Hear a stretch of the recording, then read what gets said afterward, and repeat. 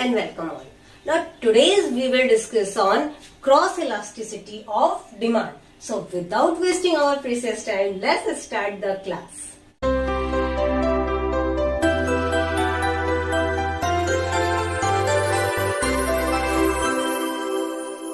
Cross elasticity of demand.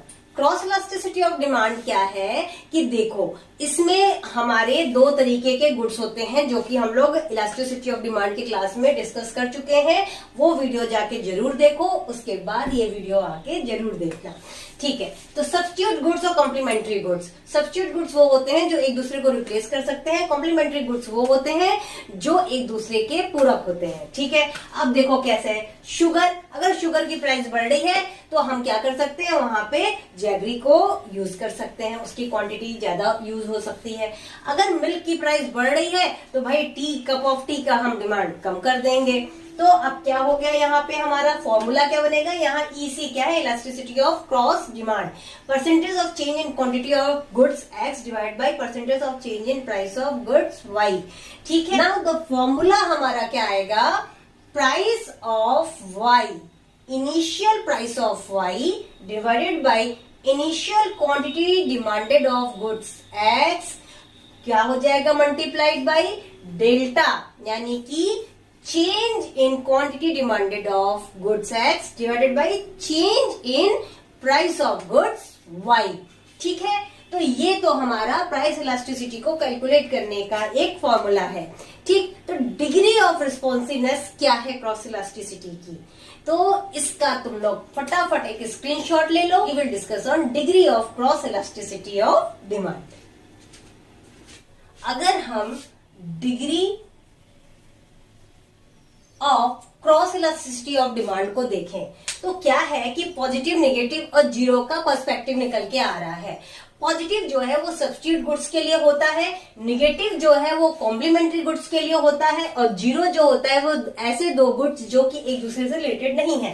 ठीक है, अगर हम पॉजिटिव में आते हैं तो शुगर और जैगरी का एग्जाम्पल लेके चलते हैं. अगर प्राइस शुगर की इंक्रीज हो रही है तो हमारी जैगरी की क्वांटिटी इंक्रीज हो जाएगी. अगर हमारी शुगर की प्राइस डिक्रीज हो रही है तो शुगर की क्वांटिटी कम कंज्यूम होगी और जैगरी की क्वांटिटी ज्यादा कंज्यूम होगी. तो ये क्या हो गया, यहाँ पे हमारा डायरेक्ट रिलेशन हो गया.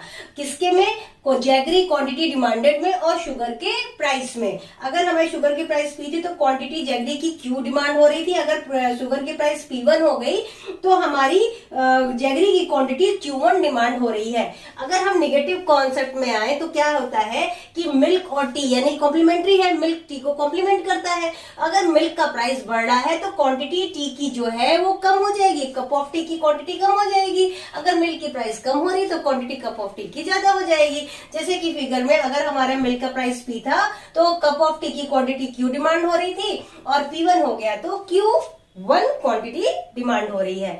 अगर हम जीरो डिग्री पे आते हैं तो क्या है कि ऐसी कोई गुड्स जो एक दूसरे से बिल्कुल रिलेटेड नहीं है, एक दूसरे को बिल्कुल भी इफेक्ट नहीं करती है, प्राइस इंक्रीज और डिक्रीज होने से किसी के डिमांड पे इफेक्ट नहीं आता है, नो चेंज.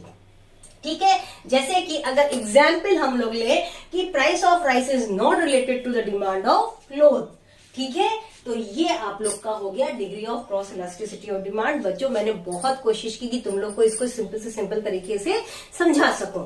ठीक है, और ये मैं पूरी उम्मीद करती हूँ कि तुम लोग को अच्छे तरीके से समझ में आ रहा होगा. इलास्टिसिटी ऑफ डिमांड का हर एक माइन्यूट से माइन्यूट कॉन्सेप्ट तुम लोग का अच्छे तरीके से क्लियर हो गया होगा. अगर आज मेरे क्लास में तुम लोग नए हो, आगे अच्छे अच्छे क्लासेस अटेंड करना चाहते हो तो चैनल को सब्सक्राइब करो, नोटिफिकेशन बेल को ऑन करना बिल्कुल नहीं भूलना. ठीक है, all the best, take care and don't forget to like से subscribe my channel, that is the किसिका स्टडीज.